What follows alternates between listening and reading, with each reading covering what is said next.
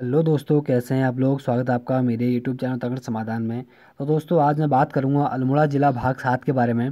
इससे पहले कि मैं अल्मोड़ा जो ज़िला भाग 6 था उसमें कुछ प्रमुख व्यक्ति के बारे में बता चुका हूं, तो उसमें कुछ भाग रह गए थे। तो आप लोग इस वीडियो को देख लें और नोट कर लें। और साथ में आप लोग सभी लोगों को स्वतंत्रता दिवस की शुभकामनाएं बहुत सारी। तो चलो शुरू करते हैं आज की वीडियो। पहले बात करेंगे हम डॉक्टर मनोहर जोशी की, जिनका जो जन्म हुआ था हमारे 5 जनवरी 1934 को। गल्ली नामक एक गांव है, तो वहाँ पर उनका जन्म हुआ था अल्मोड़ा के अंदर। और इनके बारे में एक ही सबसे ज़्यादा प्रसिद्ध है कि इन्होंने आतंकवादियों की धमकी के बाद भी 15 अगस्त 1992 को श्रीनगर बात कर रहे हैं हम, जम्मू कश्मीर वाले की। तो वहाँ के लाल चौक पर उन्होंने झंडा फहराया था, तो काफ़ी बड़ी एक अपने आप में बात है। और उस टाइम पर धमकियों के बाद भी उन्होंने ऐसा कार्य किया था। तो आज ही की बात है, 15 अगस्त की 1992 की। और तो इन्होंने बहुत ही साहसिक जो प्रयास में जो कदम उठाया था, तो बहुत सराहनीय कदम था। तो ये इनका एक ही महत्वपूर्ण है कि 1992 में इन्होंने कन्याकुमारी से लेकर कश्मीर तक एकता यात्रा की। और आतंकवादियों की धमकी के बाद भी 15 अगस्त 1992 को श्रीनगर के लाल चौक पर राष्ट्रीय ध्वज फहराया था। ठीक है। उसके बाद हम बात करेंगे, अगले व्यक्ति थे हमारे बलवंत मनराल। ठीक है, बलवंत मनराल के बारे में एक बहुत अच्छी मतलब इनकी पत्रिकाएं और प्रमुख कविता थी इनके बारे में। तो इनके जन्म की बात करें तो इनका जन्म हुआ था 1940 रानीखेत के अंदर इनका जन्म हुआ था। और इन्होंने मतलब इनके अंदर जो हमारा जो मुजफ्फरनगर कांड, जिसको रामपुत्र राय कांड बोलते हैं, तो उस कांड से व्यथित होकर एक इन्होंने पत्रिका निकाली थी जिसका नाम था कतूरी मानसरोवर।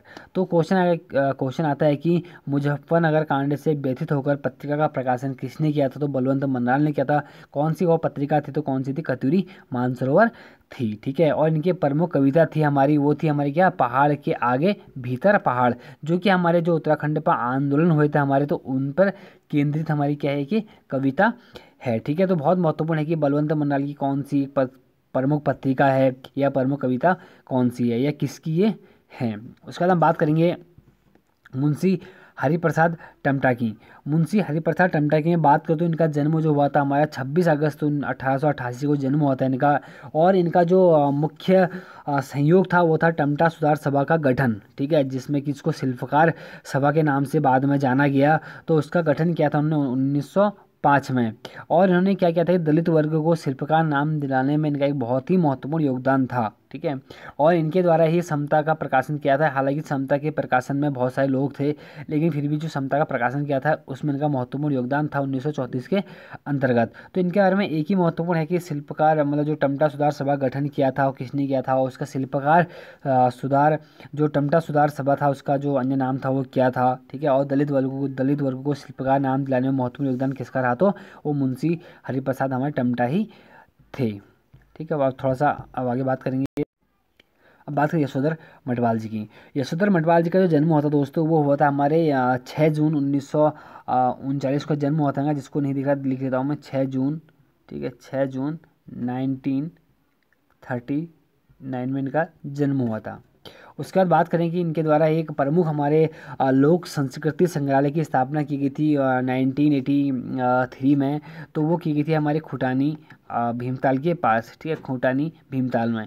तो बहुत महत्वपूर्ण है, आज भी इनका यहाँ पर म्यूजियम काफ़ी चर्चित म्यूजियम है। तो लोग जाते हैं इनसे यहाँ पर बातें करने, इनकी पेंटिंग देखने के लिए। अभी हाल ही मैं भी गया था इस जगह पर, तो काफ़ी अच्छी पेंटिंग थी। तो इच्छा है कि बहुत जल्दी इनके संग्रहालय में जाऊंगा। उसके बाद बात करें कि फड़कानौली और पेड़शाला की खोज भी इनके द्वारा ही की गई थी, जो कि फड़कानौली की खोज इनके द्वारा 1985 में और पेड़शाला की 1989 में की गई थी। ठीक है। और इनकी कुछ प्रमुख पुस्तकें भी हैं, मैं आपको एक पेंटिंग और पुस्तकें हैं, जैसे कि क्या the Kumaon paintings, rock art of Kerala, the Garhwal would work, और अ, हिस्टोरिक रॉक पेंटिंग्स ऑफ हिमबेटका, और सेंट्रल इंडिका 1984, उत्तराखंड का काष्ठ शिल्प, समवेत समाहित और गीत छाया। ये तो इनकी कुछ इसमें इनकी रचनाएं भी हैं, कुछ इसमें पेंटिंग भी हैं। मैंने सब एक साथ आपको दे दी हैं। ठीक है, पूछ देगा कि किसकी रचना है किसकी पेंटिंग है, तो ध्यान रखना है। इनको बात करें कि अवार्ड की, तो इनको कुमाऊं गौरव, कलाश्री और कालिदास और पद्मश्री अवार्ड भी दिया गया है, जिसमें कि पद्मश्री अवार्ड हमारा सबसे प्रमुख है, जिनको कि 2006 में दिया गया था। उसके बाद हम बात करेंगे सर रोनाल्ड रॉस की। तो सर रोनाल्डो रॉस की बात करें तो 13 मई 19 सॉरी 13 मई 1857 में इनका जन्म हुआ था अल्मोड़ा के अंदर। और इनके बारे में प्रमुख यह है कि इन्होंने मलेरिया परजीवी, ठीक है, मलेरिया परजीवी जो कि एनाफिलीज मच्छर की खोज की थी इन्होंने, इसीलिए इनको नोबेल पुरस्कार 1902 में दिया गया था। महत्वपूर्ण इसलिए है क्योंकि इनका जन्म कहाँ हुआ था, हमारे अल्मोड़ा के अंदर हुआ था, ठीक है। उसके बाद बात करेंगे नीलांबर पंथ की। तो सीधे से पूछ देगा कि नीलांबर पंथ का संबंध किससे है, तो अंतरिक्ष वैज्ञानिक से है, ठीक है, वैज्ञानिक है या वैज्ञानिक, ऐसे भी लिख सकते हैं वैज्ञानिक आप, थोड़ा गलत, ठीक है, वैज्ञानिक, वैज्ञानिक। तो बात है इनका जन्म जो हुआ था हमारे 25 जुलाई 1931 को अल्मोड़ा के अंदर इनका जन्म हुआ था। और पद्मश्री सम्मान पाने वाले उत्तराखंड के प्रथम वैज्ञानिक यह व्यक्ति हैं, कौन, नीलांबर पंत। 1984 में इनको क्या मिला था, हमारा पद्मश्री सम्मान मिला था, वही वैज्ञानिक क्षेत्र में पाने वाले प्रथम व्यक्ति थे हमारे राज्य के। उसके बाद करेंगे श्रीमती लक्ष्मी देवी टमटा। तो इनका जो जन्म हुआ था हमारे 1911 के अंदर अल्मोड़ा में जन्म हुआ था। तो इनके बारे में सबसे महत्वपूर्ण है कि स्नातक की डिग्री लेने वाली उत्तराखंड की प्रथम दलित महिला यह थी, ठीक है। उसके बाद बात करेंगे सुश्री राधा भट्ट, ठीक है। इनका जो जन्म हुआ था हमारा धुरका अल्मोड़ा के अंदर जन्म हुआ था इनका, 16 अक्टूबर 1934 को इनका जन्म हुआ था। और इनका जो महत्वपूर्ण योगदान था हमारा वो क्या था कि अवैध खनन के विरुद्ध खीराखोड़ पर्यावरण आंदोलन का नेतृत्व किया था इनको। एक अलग बात करें तो भूदान आंदोलन के नाम से इसको जाना जाता है। तो ये तो पूछा भी गया है कि भूदान आंदोलन से हमारे राज्य से कौन से संबंधित थे, तो कौन थे, हमारे सुश्री राधा भट्ट थे। और जिनका जो बात करें कि 1957 से लेकर 61 तक यह भूदान यात्रा में सक्रिय रही थी, ठीक है। ये तो इनके बारे में सुश्री राधा भट्ट के बारे में बात थी।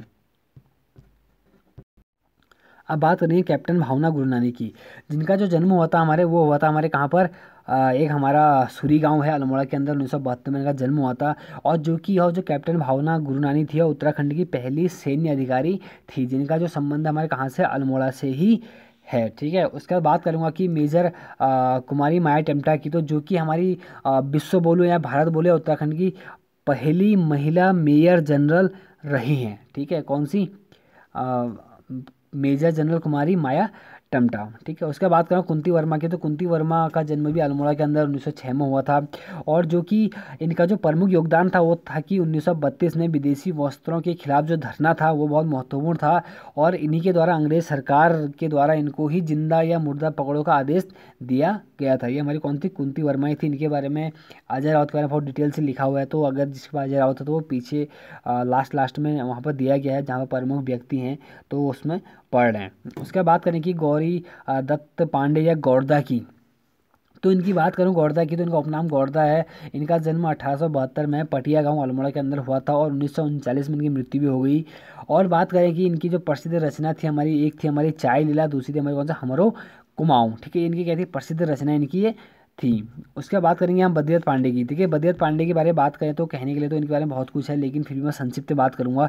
इनका जो जन्म हुआ था हमारे 15 फरवरी 1882 को जन्म हुआ था इनका, वो हुआ था कनखल के अंदर, ठीक है, कनखल में हुआ था, हरिद्वार। लेकिन ये अल्मोड़ा से अल्मोड़ा के निवासी थे, तो इनका इसलिए अल्मोड़ा में इनका नाम आता है। और इनकी मृत्यु हो गई थी हमारे 13 जनवरी 1965 को। इनकी जो उपाधि थी हमारी वो थी कुमाऊं केसरी या कुर्मांचल केसरी, या इसको बोल बोल देते हैं इनको पॉलिटिकल बिस्ट के नाम से इनको जाना जाता है। उसके बाद बात करें कि इनके द्वारा जो प्रमुख हमारी जो 3 चीज़ें थी, एक तो क्या था, इनके द्वारा ही अ, कुछ समय बाद अल्मोड़ा अखबार का संपादन किया गया था 1913 में। और 1913 से लेकर 1918 तक इन्होंने ही इसका संपादन किया था। हुआ क्या फिर वो अंग्रेजों के प्रति इनका कुछ विद्रोह के कारण इनका अल्मोड़ा अखबार बैन कर दिया। तो इन्होंने इन्होंने क्या किया था कि जैसे अल्मोड़ा अखबार बंद हुआ तो उन्होंने कुमाऊं जो हमारा शक्ति समाचार पत्र था वो उन्होंने निकाल दिया था 1918 में। तो सीधे सीधा क्वेश्चन बनता है कि बद्री दत्त पांडे द्वारा अल्मोड़ा अखबार का संपादन कब से किया गया, तो 1913 से। अगर पूछेगा कि शक्ति समाचार पत्र का संपादन कब किया, तो उन्होंने किया 1918 से। उसके बाद बात करिए कुमाऊं का इतिहास, ठीक है। इनके द्वारा ये प्रसिद्ध कुमाऊं का इतिहास लिखी गई थी, वो लिखी गई थी 1937 में, जो कि बहुत ही हमारी प्रसिद्ध किताब है कुमाऊं के संदर्भ में, जिसमें कि चंद्रवंश के बारे में बहुत ही विस्तृत जानकारी दे रखी है। अगले व्यक्ति आएंगे हमारे कौन से, इंद्र सिंह नियाल, जिनका जो जन्म हुआ था 1902 में इनका जन्म हुआ था और 1994 में इनकी मृत्यु भी हो गई थी। तो इनका बहुत ही महत्वपूर्ण एक ये है कि स्वतंत्रता संग्राम में कुमाऊं का योगदान नामक इन्होंने पुस्तक लिखी थी, ये बहुत ही महत्वपूर्ण है।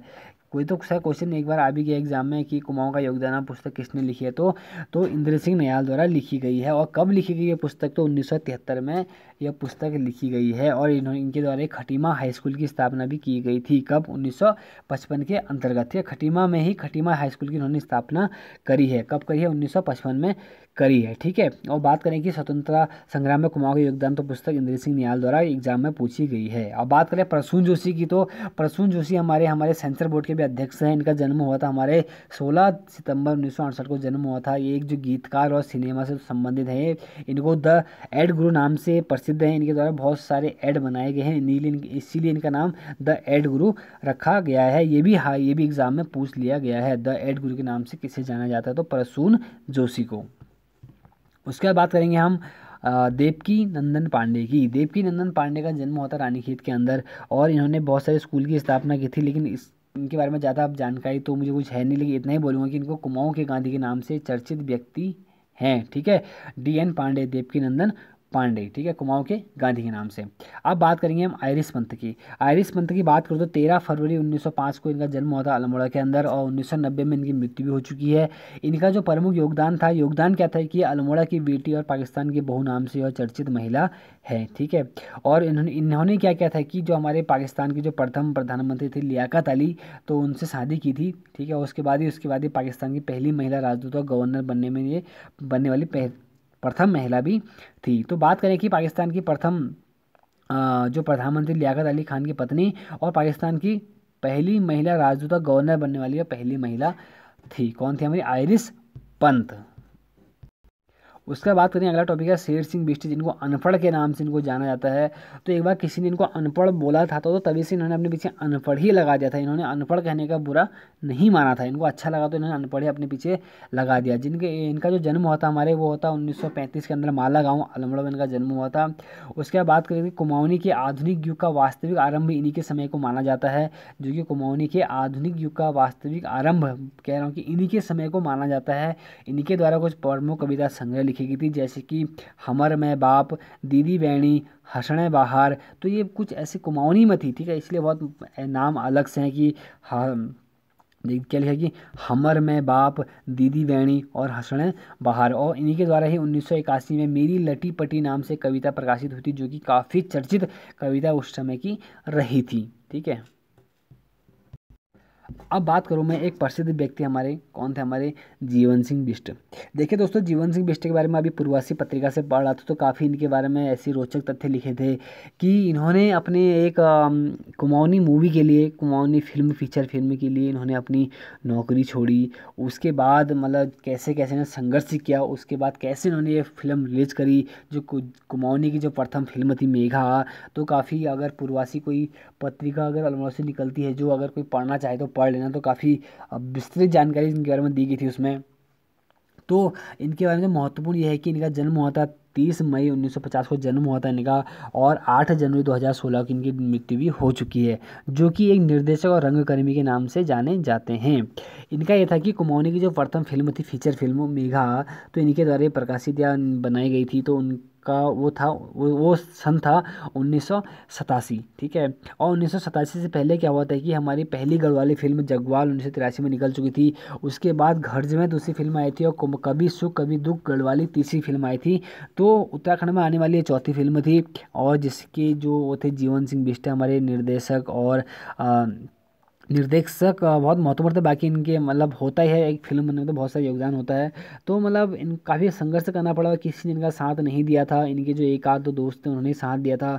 उसका मूवी बनने के बाद क्या हुआ था कि कहीं पर रिलीज़ नहीं हो पा रही थी, मतलब कोई क्योंकि उस टाइम पर तो मॉल में मतलब हॉलों में दिखाई जाती, सिनेमा हॉलों में। तो काफ़ी मतलब बहुत दिक्कतों का सामना करना पड़ा। उसके बाद फिर ये नहीं रुके, क्योंकि जब से एक इनका दोस्त था हल्द्वानी के अंदर, तो कोई टाकीज करके अब सिनेमा हॉल था, तो वहाँ पर यह दिखाई गई थी।